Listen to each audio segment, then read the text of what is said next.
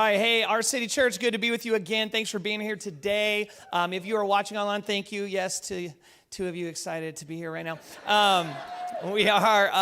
We're in our series called Love Hurts. We've been talking about, look, like it says, like if you've loved, man, you've gotten hurt. And we want to make sure that, we heal from those hurts. Not just that, though. We want to be able to learn, hey, how do we make sure that the next time is better than the last time? No matter what family has been, whatever you were born into, raised up in, or what you did, parenting, or whatever, we can, from today forward, start doing better, right? We're never stuck with what it's been. We always have a chance to say, okay, well, I can learn and do better, and we want to do that. We think that that's a posture God wants our heart to have. If you have a Bible, I want to invite you to open it to Matthew chapter 18.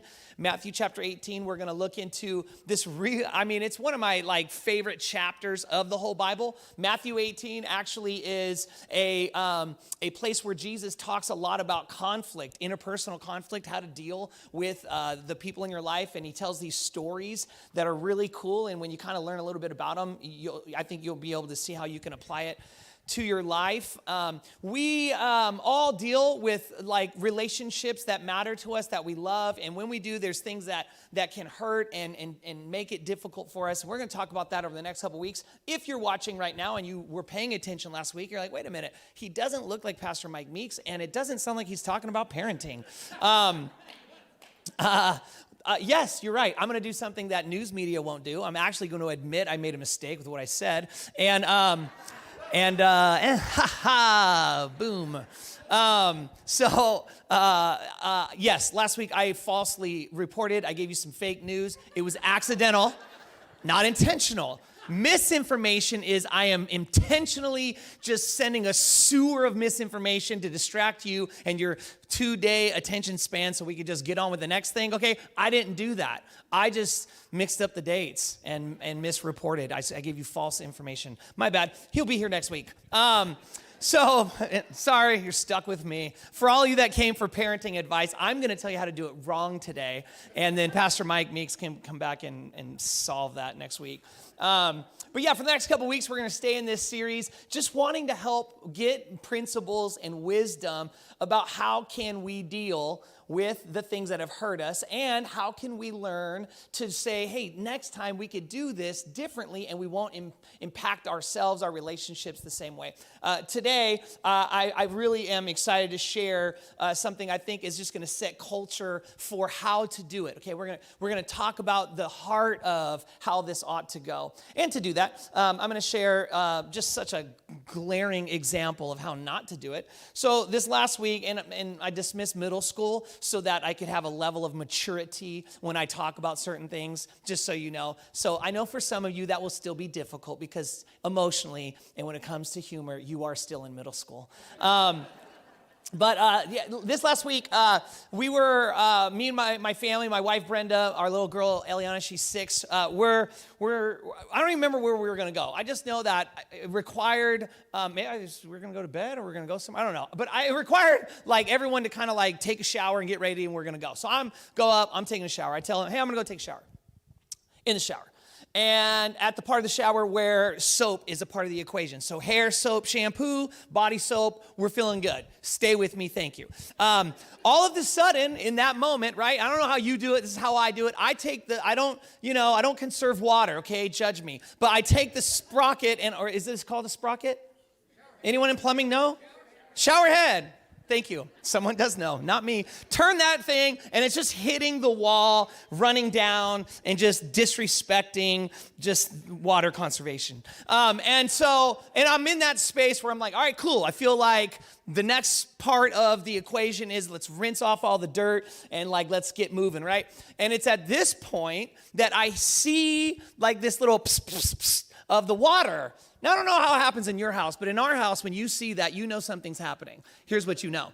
Someone else with the ability to have more of a need for hot water is using it. And it starts to sputter, and then cold water is coming out. And I touch it, and I go, ooh, that's not going to work. Is someone bringing water in from Alaska? What is this? It's freezing. And so I was like, it's probably just I'm sure Brenda's doing something. I don't know. Maybe there's a downstairs need, the dishwasher or whatever. And I'm like, oh man, I did say, okay, ready, follow me here, and try to follow me. in my brain, this is what I said. I did inform them I was taking a shower. So that should mean we just draw a big giant circle around my shower of hot water use, right? So it's what I think should have happened. So I'm standing in there, and then it keeps going. So then I'm like, okay, something's going off here. So I literally take my hand and I pound on the wall 2 or 3 times, right? I don't think it was hard. It wasn't like Hulk, but it was like boom, boom, boom, right? And I'm thinking, that's the only way I can communicate to the outside world. Hey, I need help, something. I'm so glad I didn't fall in the shower because there was no one who came to my aid. And so I'm in there, I'm like, man, it's still cold. I put in there, I'm like, dude, am I gonna have to Eskimo shower this? I'm gonna have to jump in there and just like rinse it down. I'm like, I'm soft now. I can't. I used to be from the Bay, cold air, San Francisco wind, even in summer is so cold. I'm like, dude, I could do this, but I'm like, I can't. I've lived in SoCal too long. You guys softened me up. It's just what it is. So I'm like, I'm not doing that. So I hit it again. Then, because I am a degenerate for entertainment when I'm in the shower, I have this little spot I put my phone, and I like listen to podcasts. I like listen to the Bible sometimes, or ready to judge me again? I watch Netflix. I got a comedian on, whatever. So I go, hey Siri, boop, boop, call my wife. Calling my wife, which I always say to Siri, she's my wife. And then it calls her, and what do I get? Voicemail. So happy. I'm like, okay, call her again. Siri, can you call my wife again? I don't understand again. I'm like, you're not the only one in this house. I would like you, right? Calls, voicemail. And I'm like, dude, it's gonna happen. I'm gonna have to open this shower door, soap and all, wet and all, and I gotta walk myself to wherever my family is running all the hot water in the world, and I have to present myself unto my family. And I did. I kicked that door open, didn't kick it, it's glass, moved it open, opened the door. I go walking around the corner, and my little girl has mommy's phone. And you can see her face when she sees me. She's like, Daddy, I'm trying to answer, it didn't answer. I'm trying to call you back right now, I'm so sorry. And I could tell by like how she just looked at my face and was like, oh my gosh, like he's not that stoked. And then my tone wasn't that stoked. You ever talk to your spouse through your children? Don't lie, you do it. Don't act like you don't. You guys are all like, don't want to admit that, but you're a liar. You do it. I know you do it. I'm just like you. That's why you like me and you come here. So I go, well, Eliana, it's really cold in the shower. Oh, it sounds like you're running bath water. How warm's that bath water right now? Probably really warm because it's sucking the life out of the pipes. And it was like, oh my gosh, we're so sorry, we didn't know. And then like they're instantly apologetic, and it had no bearing on my emotional status.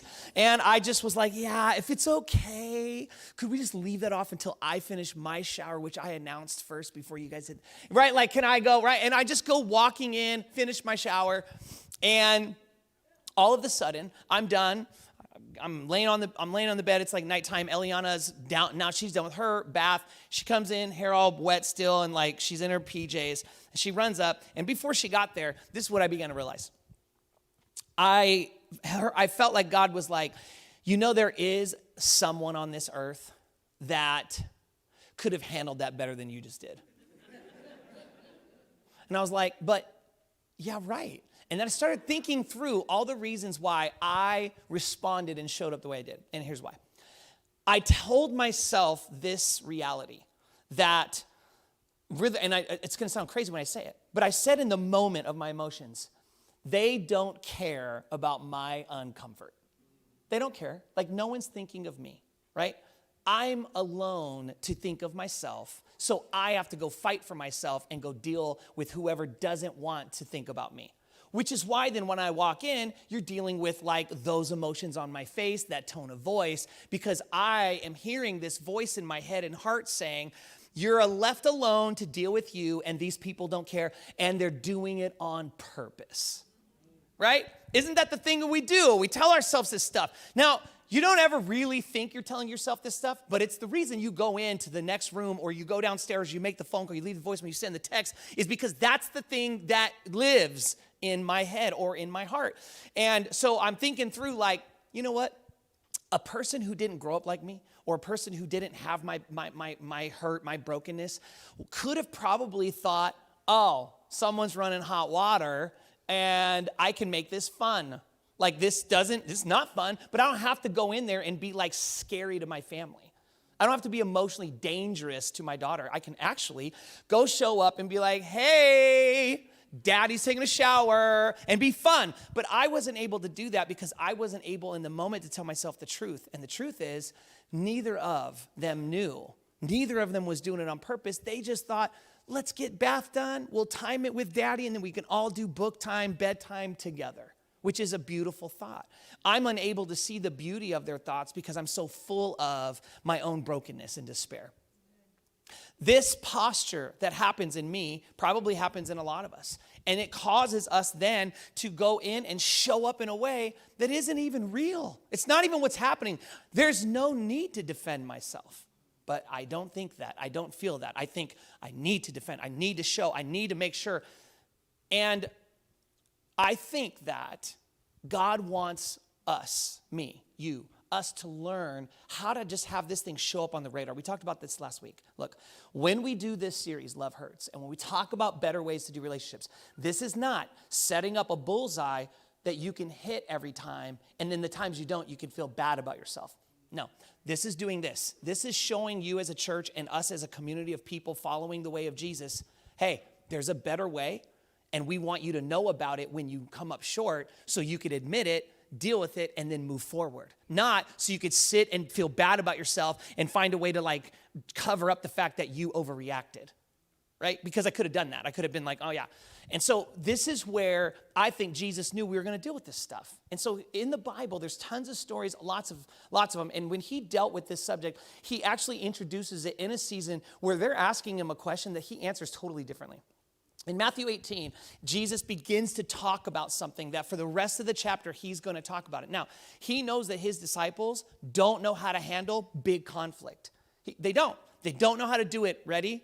The way Jesus wants them to.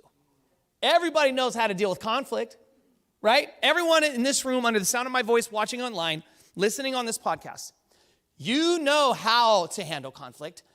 But you may not know how to handle conflict in a way that's healthy, because what's been normalized for you and for me is a way that is broken. And when you do it your broken way, you've also gotten very skilled at explaining away why what you handled brokenly is okay to do. We're so good at that, aren't we? Aren't we the best justifiers of our own behavior in the world? I don't know about you, but I am. I know, dude, I could explain away super unhealthy, broken behavior. I could be like, it was cold. It wasn't fair. Why weren't you doing it? But the reality is, nobody's trying to disrespect me. No one's trying to hurt me in that moment. It sucked. It wasn't fun. I don't have to like it, but I can show up differently. And what I think Jesus wants to help us do is learn how to do that. So for the next couple weeks, we're going to talk about that. This week, I want to talk about the heart posture, because I think this stuff starts in the heart. And if you don't recognize that it's in your heart, then I can't even give you any how-tos. I can't give you, hey, say this, do this, here's how. We'll do that in a couple weeks. When I come back after Pastor Mike Meeks, I'll be here next week, by the way, not come back, but when I'm back preaching in 2 weeks, I want to give you some practical handheld, step-by-step practices. But I don't want to do that today. Here's why. If I give you things to do, but you don't understand why you can't do them anyways, and you don't address the heart issue, then it really isn't going to matter. Like it'll last like a week or two, and then your heart takes back over, and then you're right back to where you were when you heard this stuff in the first place. So Jesus deals with the heart first, and that's what we want to do today. Jesus has healed in this, within days of this, what we're going to read here, someone who was demon-possessed, which wowed the crowds, okay? When he got done doing that, they moved on, and he predicts his death. He tells everyone, I'm going to die. And all the disciples are super grieved. Then after that, Jesus goes into this city called Capernaum, and this is where it gets really interesting for what he says about relationships. This isn't going to sound like, oh, how has that got to do with relationships? Demon possession, I'm going to die. And now he's sitting at a house, and he's with all his disciples, and one of the collectors of the tax for the temple, which is the Jewish pinnacle of worship. It's where you had to pay your taxes, you had to do your sacrifices, you had to go in the temple in Jerusalem. It was a big deal to all of the Jewish people. Jesus was a Jew. The temple was even big to him. He would go. He never missed the festivals. He was always able to do all the things he was supposed to do. There was a tax for every Jew when they would go into the temple and be around it. And there was enough of Jesus' disciples. And one of the people who were there to collect it came to Jesus and his disciples. And they asked him, hey, are you and your disciples going to pay the temple tax? And the reason why is because they skimmed off the top, which is part of the reason Jesus gets upset later on in the scriptures. And he's like, you guys are taking a place that's supposed to be a place to serve people the things of God, and you've turned it into this like ugly place where you're skimming off the top. So then he comes and Jesus asks Peter, what do you think about this? Peter's like, oh, I don't know, man. Like, I don't know what we should do. Like, what should we do? Like, and Jesus goes, well, here's what I think. He talks to him. He teaches him this principle about like what to do. And he goes, hey, and just so we don't offend, ready?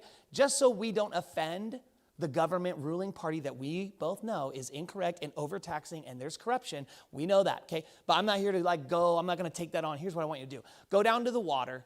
Take a fishing rod, which was Peter's old job before he became a follower of Jesus. He used to be a fisherman, a professional fisherman. And he says, go down, pull out a fish. Inside its mouth will be a 2 drachma coin, which was the type of coin that would have covered Peter's and Jesus's temple tax. So Jesus doesn't go, nah, man, skip that. We're going to fight. Let's go. Take up. But no, he goes, go get it, use your job to do it, and pay the dang tax so we can get on with the business of spreading how people get saved from brokenness and sin, and we can spread that message to the world, because that's really what I'm here to do. I'm not going up to Rome, knocking on Caesar's door, be like, yo, me versus you, let's battle, homie, winner takes over. It's not, he doesn't go to the flagpole or the bike racks and be like, let's fight. He goes, pay the dumb tax, we're going to do it a different way. How are we going to win? We're going to show the world what real power looks like. Real power looks differently. And Jesus is like, here's what we do it. Now, in that space is where this discussion comes up. It's right after he says, go pay the tax. You're paying the tax to a power that is overusing its power to exact money from people. It's broken. It's corrupt. Okay? Think how you think and feel how you feel about that. Then the very next thing is this whole deal. And in that discussion, Jesus had asked them, hey, who do the kings of the earth collect duty and taxes from? From their children or from others? And at that time, they all answered, the children are exempt, and the other ones are, yeah. So it's like, it's not fair. We're not taxing equally. This is corrupt, right? In that space, talking about the kings who have all the castles and the royalty and the treasury and gold and silver, and they're just taking land and doing all the unhealthy, corrupt, ugly things. He's like, this is not okay, and yet go be a part of it. Let's just go pay the tax so we can move on with what's actually really important. And this right here is where this conversation takes place. The reason I gave you that there and then is that I want you to understand there and then, this was a very financial, economic, political-based discussion. It's infused with all of that so that you could step into it, not just put on to Jesus' words this like simple, cute little phrase about kids. No, he's wanting to make a point against the empires and the ugly rulers and the evil and the gold and the castles and the overtaxing. He's like, in the middle of all that, I want this in your heart if you really want to be my disciple. At that time, verse 1, chapter 18, at that time the disciples came to Jesus and asked, who then is the greatest in the kingdom of heaven? What are they asking? Well, we know who the greatest in the kingdom of earth is. You just told us. You just made Peter go down and pay a tax to a bunch of corrupt people. That means we got to deal with this ugly world. So we know who the kingdom of earth's greatest people seem to be. And ready? We know how they treat their people.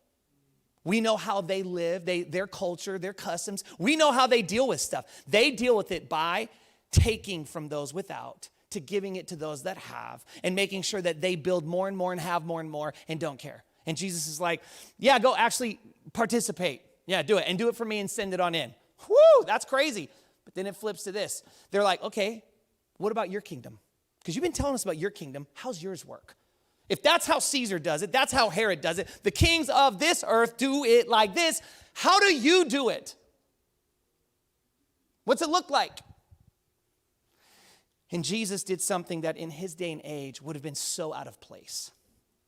Really out of place. He does this in verse 2. He called a little child to him, and he placed the child among them.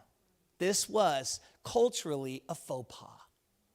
Children were to be seen, not heard, and they were to not be around adult conversation. You ever grow up like that? Did any of you guys grow up in homes where it's like the kids were not allowed to be around the adults when the adults were talking, right? Like, don't talk about adult subjects. I'm not saying they should be around like all kinds of like super detailed, graphic details about certain things, but there was this old way of thinking like, oh, we don't want the kids to hear about it. But then when they turn 16, they need to get 16 years of catch up and all of a sudden know how to go out there and handle the world's pressures, but no adult discussion they were ever privy to. Well, a lot of people have learned that's not the best way to do it. We actually ought to have one long conversation about sex with them for 16 years, here and there and everywhere when it comes up. Instead of, here's the conversation about one of the most important things probably that's going to take place in your life is how you're sexually intimate. Yeah, let's just do it one time. Oh, is that good? All right, kid, go out there and don't get an STD. Like that's kind of like how it is. Okay? Not how we want to do it. It's like, actually, let's start talking about everything the moment they can even ask a question and be curious about it. We actually want a long, open discussion about things that are that critical, that important. So back then, that's not how it was. And Jesus is about to change the game because Jesus goes, I actually want to teach you about what's going on in your heart by making you step out of the question you just asked. Because you just asked me a question about kings and castles and taxing and finances and economics and the Jewish nation, the people of Judaism that are like here and they have the temple, but they're surrounded by this corrupt government called the Roman Empire. And it's like that's the feel, the vibe, the connection. And Jesus is like, I actually kind of want to bring you out of that. And you want to know about my kingdom? Come on over here and let me set the stage. Okay? Less castle, less king, more sandbox, more child. Come on over here. And now let's start talking about what it means in my kingdom. So he brings a child, sets it among them, and then he says this is so good. He says, truly I tell you, unless you change. Before we read on, here's what we must all know if we're going to be following this guy named Jesus and his way of living and his wisdom and his principles, is that if you are to follow after this Jesus, there is no following Jesus and remaining the same. You will have to change. You will hate it when you have to change. That's okay. You don't have to love it. You don't have to like it. And sometimes you won't like me for telling you about it. And that's okay too. Jesus following requires change. If you think you're going to get through this life of faith and have no change, have nothing, you have to go, well, I can't do that anymore. That's not the right way. That's wrong. I need to admit that's wrong. Actually need to go back in and I need to say something about what I just did because Jesus said, unless I change. And then what? And become like one of these little ones I just put in front of you. It's like it's the ultimate like Yahtzee, man. He just puts a child right in front of him and it's just like, all right, ready? You got the picture of Rome and kings and castles and gold and military might and all the ugliness, all that. And then just a little child. Okay, see these kids? That's my kingdom. Unless you change and become like one of these little children, ready for this phrase? Power big. You will never enter the kingdom of heaven. Wow. Yeah, I don't want that result. So what's that mean, Jesus? Could you just expand on the whole become like a child part? Because I'm not really sure what you're alluding to. Well, let's just break it down. Let's get into this thing called become like a child. When it comes to all of the greatness and all of the when a child is asked to do something, it's like they have to do what the authority says. Why? Because you could still do this.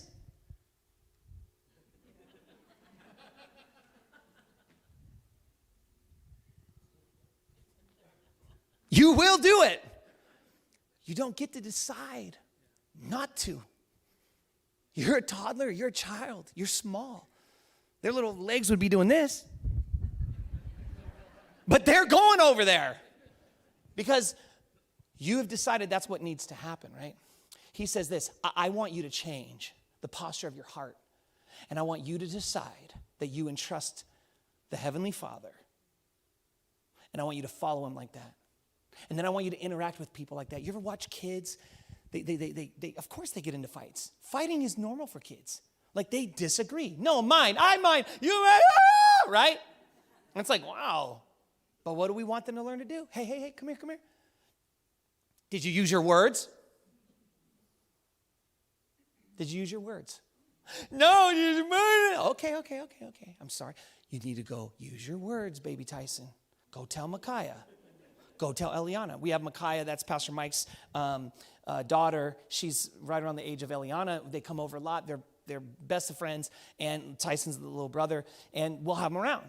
And so it's like we all kind of adapted and adopted the same parenting practices, so it doesn't matter which adult they want to tell to. We say the same thing every time. Tyson didn't even have that good of words.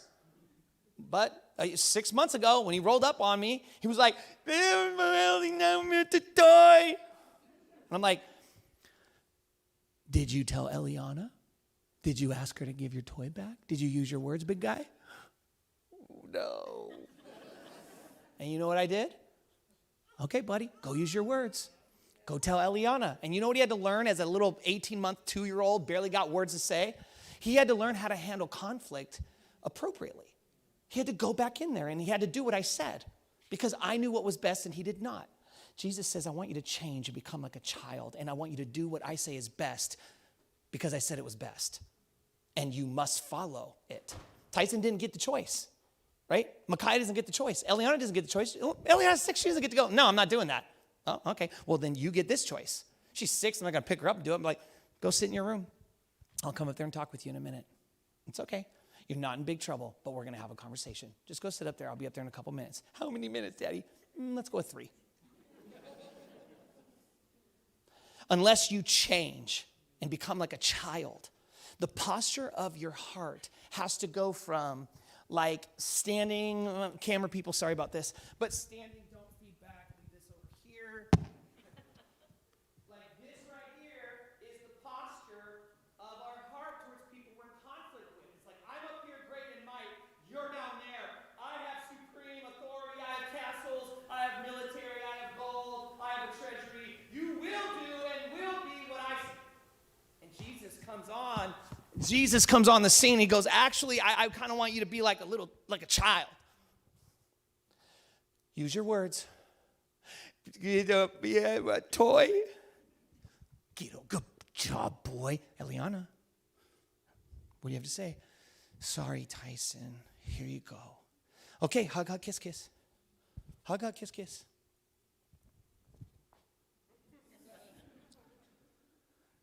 Unless you change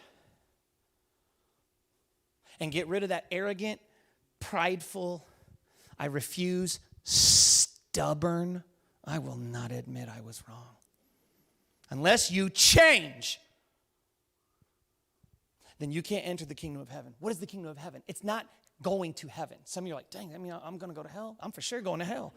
No, hold up. You're like, there's no hope.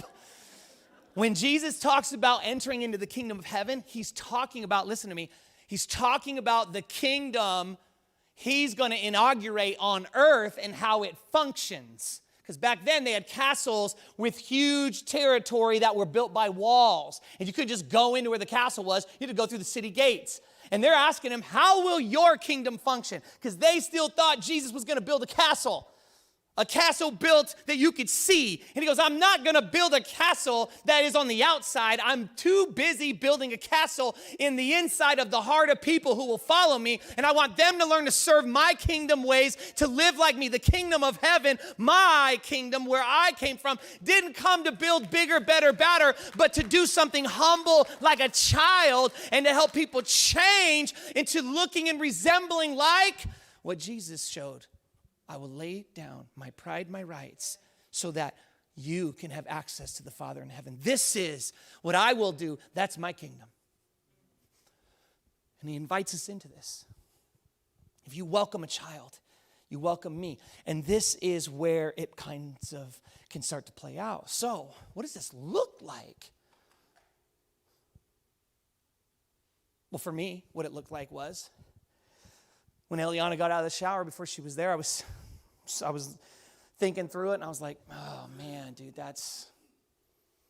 it's like the worst face as a parent to see the face of fear in your child, and you haven't done anything except looked at them.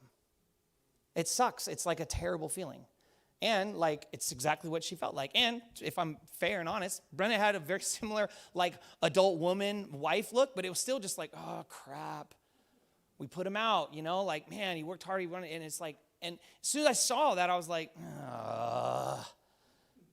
that was not becoming like a child. That wasn't saying, hey, this is happening. Like, can we change this? It wasn't being humble. It was thinking thoughts in my head that weren't even true. Nobody wanted me to be in the cold. Nobody wanted me to feel like no one cared. That's just stuff that's going on inside of me at times because of my own wiring and my own upbringing and my own stuff, my own brokenness. And all of us have our own story for that. And when you don't know that, and you're not aware of that, then it shows up with you in your fights, but it's invisible to just you because everybody else knows it. And I could prove it to you. Don't do it right now. But do you know that if you ask the people sitting next to you, hey, do I show up like, and then describe something that, I don't know, is a little more messed up about you, just like my little messed up thing? They're not going to go, what? No, you do? That's crazy. You're defensive. I hadn't noticed you got defensive. I didn't know. Oh, you give me the silent treatment for 4 days. Oh, totally. No, that's what you're doing? I don't know. I just thought you were thinking for a while. Right? Oh, you blow up like a volcano and scorch earth everybody with the lava out of your mouth and heart. Oh, tell me more. No, it will surprise nobody. The only person who doesn't know that you show up like that is you. You're the only one. Everybody else knows it. Jesus says, I want you to change. I want you to become like a child. I want your heart posture to be lowly amongst the social status in that room. Jesus says, these children have the lowest form of authority, and I want you to take that on. Take on the low form of humility and go, I don't have a right. I don't get to fight back. I won't be able to defend myself. If I hurt you, you could do whatever. I am humble in character and heart in this thing. And if we could at least begin to say, God, I invite that in, then you could start paying attention to the times when you're not humble and just go, not very humble there. Eliana came running in, and what was, I think, good about her and still sad for me is that she was so happy just that I was like on the bed in my pajamas. She's in her pajamas. She just wanted to come and do bedtime routine. And that made me feel even worse because I thought, gosh, you're buoyant. Like, you just so love me. It's not even like you just want to connect. And I don't want to just skip over your experience. Just because you're being amazing, I'm not off the hook, but isn't that what we do? Oh, okay. She so wants peace now that she's going to be nice and kind. I don't have to address my behavior. I don't really have to say sorry because she's acting like I didn't do it anymore, right? I don't have to say sorry. He's still doing the things I kind of need him to do. It's fine. We'll just not talk about it, right? And I don't want that. So I told Eliana, I said, Eliana, I need to talk to you about something. And she looked up, and I almost could see that she was like, dang it, I should have answered the phone when he was calling. She had that face, and I said, Daddy was not the boss of his emotions earlier when I talked to you and Mommy. And then I asked her in Spanish, ¿Quién es el jefe de Daddy's emociones? Who's the boss of Daddy's emotions? She goes, Daddy. I'm like, that's right. But earlier, emotions were the jefe. And that's not okay. Daddy's in control of his emotions. The emotions are not in control of Daddy. And we don't let you do that. Mommy doesn't let Mommy do that. And it's not okay for Daddy to do it. And I'm sorry. I shouldn't have been so upset with you. You didn't do anything wrong by running warm bathwater. You didn't do anything wrong by not seeing that the phone was ringing. Those things happen. It's okay. Daddy should have done a better job of being able to get myself into a place where I saw the good in you and mommy, and I could see that it's just an accidente. And what do we say in the Harrell house, Eliana? Accidente? No problemo. No problem. Spill the milk? No problem. Hot water? Freeze out, daddy? No problemo, daddy.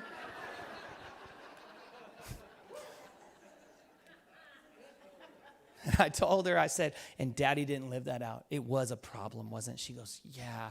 I said, you didn't like that, did you? Did it make you feel good inside? She goes, I said, daddy was wrong, and I'm sorry I made you feel that way.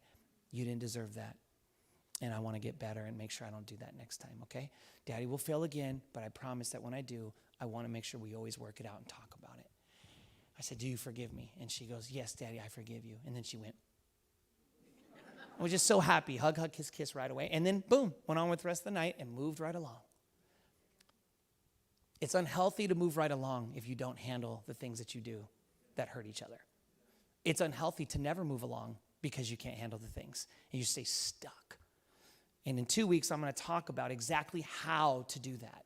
But I feel like it would have been, an opportunity to share. I could have shared it today, even had it to share. But I made the decision that I thought we need to get the heart right, and then we'll get how to do it in a couple weeks.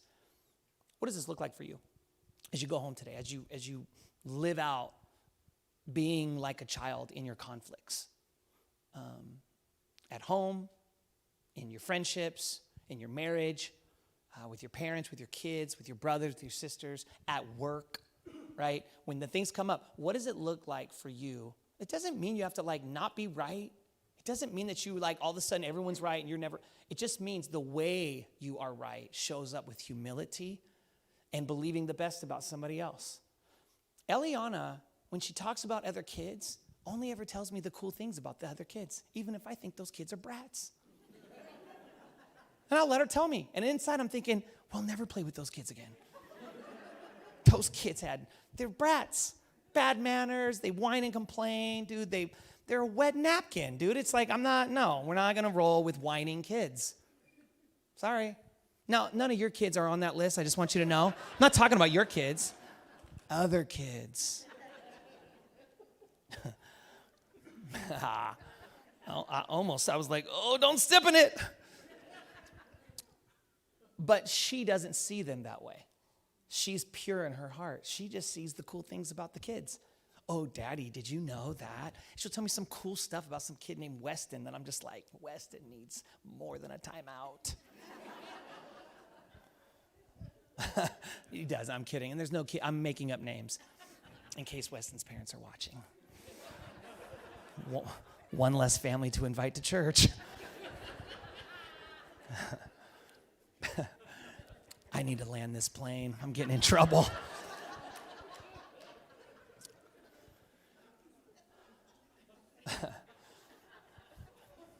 If you're a guest, come back next week because my pastor friend mentor will be here and he'll kind of show you how to do this better and just clean it all up the whole way. Give me 2 weeks to recover from, and then in 2 weeks I'll come back and I'll be on point right there. How can you apply this today? Well, I think the only way you could apply this is if you stop right now in the middle of this message and you're honest about the places in your heart where you don't show up like Jesus asked us to. You don't show up with humility in your heart like a child. You don't want to share what hurt you in a way that is humble, right? You don't want to be like, hey, I want to come and be able to work it out, right? Kids don't hold grudges. Kids kind of work it out and figure it out. I'm sorry. And then they just roll off and start playing again. Shoot. Can you imagine that? What would happen if we did it like they do it? What if we shared it and we were honest? We didn't hold it back. We were like, here's what I feel, and this is what happened, and I'd like my toy back. Is that okay? It's like, oh, okay, and then they don't want to, and that's when you get someone else involved, right? But the healthiest version of kids having conflict are two kids that could share it. When Micaiah and Eliana do it now, because we've trained them for the last, a couple, 3-4 years, it's so funny to watch. Watch them. They'll be running around today. I mean, don't be weird, but watch them from a distance, right? Don't touch our kids. But but you'll see, something may happen they need to share, and it's this beautiful thing that happens between the two. They're normal kids. They have just as much desire for what they want and my turn and this and that as any other kid. These kids are kids, man. It's not avoiding us making mistakes. It's knowing what to do when we make them. That's what Jesus wants us to learn to do. Do that. I want you to know you'll never avoid making mistakes in love, relationships, family. You will be daily making mistakes. That's not the goal. The goal ain't no more mistakes. Nope, bad goal. Here's the goal. Okay, what do I do now? How am I going to deal with it now that I've done it? Instead of stuffing it in and blaming everyone else, you guys were in the hot water, and then just letting it be because Eliana came in and was nice, I guess I get away with having to say sorry. It's like I didn't. And then I was like, Daddy needs to go say sorry to Mommy. Because I want her to know. It's not just you. I'm going to say sorry to. I got to go tell Mommy sorry. And I know Mommy's not happy because it probably didn't feel good. I'm going to have to go and just like suck it up and do it. So she heard. Mommy came in. I said, hold on, Ellie. Mommy, Daddy needs to say sorry. When I came in, that was not okay. It wasn't fair. I know you guys didn't do it on purpose. And I was dealing with my own stuff. And I want to show up better than that, even when I'm disappointed or even when I feel overlooked. I still want to be able to share that I feel overlooked in a way that isn't damaging to everyone. Just because I've got that damage doesn't mean I want to make you have that damage when I share it. And that would transform some friendships and relationships listening in this room or online right now. So where can this show up? Where maybe do you need to go back today and go, hey, yesterday, 2 days, this week, the last 14 years, like whatever you want to say, but like, hey, like you said at the beginning, I don't know that we've done a great job of this up today, but we can start right now. Just because I haven't done it well for the last however many weeks, years, doesn't mean that's an excuse to be like, well, let's just keep smuggling it into our future. We don't want to take our brokenness from the past and just keep making it show up in today. Eventually, we want to say, it stays in the past when I admit it in my future. And my future's right now. Today is the beginning of my future. It's my first day of my future. It's the first minute of my future. This right now, my future relationships is right now. So can you admit, hey, this is how I historically have shown up? You're right. I was being defensive. Okay, cool. And then don't grill it. Just go, thank you for acknowledging that. All right, let's figure this out. Let's move forward. I think that if we can pivot this, we're going to see a transformation in some of our relationships that have been begging for it for a long, long time. A long, long time. And this is what I love about Jesus. He loves you, and he wants you to experience the type of healing, the type of connection, the type of joy that he created for. That doesn't mean it's not going to be disrupted. It just means when it gets disrupted, you've got a way back. You could get back into connection with him, connection with each other. You can actually heal it better instead of just the one or two choices we talked about last week, which is I blow up like a volcano and just melt everyone off. Or I throw you in solitary confinement. I'll make you wish to God you never did that. I'll leave you alone and say nothing to you, and I will never care. How many of our families, that's how it's going last week? There's still just like burnt remains of a blow up last week somewhere in your relationship. Or you're sitting next to someone or down the road from someone, but you got them locked in a dungeon to make them regret. And that's just as broken as the blow up. Just because you don't blow up and burn doesn't mean that you're not causing devastation and destruction in relationships. We just either fight or flight. Both of those two things are not the way Jesus says. He goes, no, become like a child. Don't do those things. Once you recognize it, come in and say, hey, I want to have a humble heart. God, I want to pursue healing. I want to be able to admit, okay, yeah, that was me. I'm sorry. I want to invite you to bow your heads and close your eyes, and I want to pray for you today. And just in a private moment between you and God, if you're here or you're listening online, watching this, and you could this one is just hitting different for you today. You're just like, man, that is a posture of my heart that I need God to help me with. And I want him to help me, and I'm open to that happening in this moment. And if that's you right now and you would just say, I need to become humble with how I share my pain, or I need to be humble enough to let someone else share their pain. The moment they even begin to bring it up, even if they're bringing it up in a way that's good or healthy, I just get defensive right away and I shut them down. I put them in solitary, or I blow up to scare them from keep talking because I don't want to hear what I did wrong. And if you're willing to admit that stuff, that's where we're going to start. In a couple of weeks, we'll talk about how to do it better. But today, we just need to talk about what's honestly happening in our heart so we can invite Jesus to heal and restore those things. And if that's you and you're like, a lot of that's going on in my heart and I know it, and I want today to be the first day of the rest of my future, would you just slip your hand up to God and say, God, that's me. I want to admit it. That's what's going on. That's what's been going on, and I don't want it to keep going on. Yeah, all around this room. Anybody else, you say, it's me. I know it's me. Thank you, God. You put your hands down. So, God, you saw the hands. You know the hearts. And we invite you now to help us, to heal us. Healing starts with us talking honestly with you. I think about it and saying, here's the real me, and here's how people are having to experience me, and I want to do what you said. You said, unless we change. Would you change us today? Would you begin the process of changing us right now, in this moment? Holy Spirit, put your hand on the hurt things in us that cause us to show up in broken ways and begin healing that in a new way right now. God, I ask that you would do that. And I ask that you would also give us courage to admit that we do show up that way. It will give such healing and comfort to those around us. It'll relieve them. It'll make them feel so at peace when we just say, Daddy shouldn't have said that. I shouldn't have showed up like that. I know I show up like that, and Daddy is working with God on it. I don't want to stay that way, and I'm sorry. I ask God that we would give that type of healing to the people around us who have been impacted by those things, so that we could be more like you, Jesus, with a childlike faith. I pray this over our city church, and I pray this over the next week, and I ask you would do it in Jesus' mighty name. And everybody said, amen, amen. Love you, church. Have a great week. We'll see you next Sunday. Bye.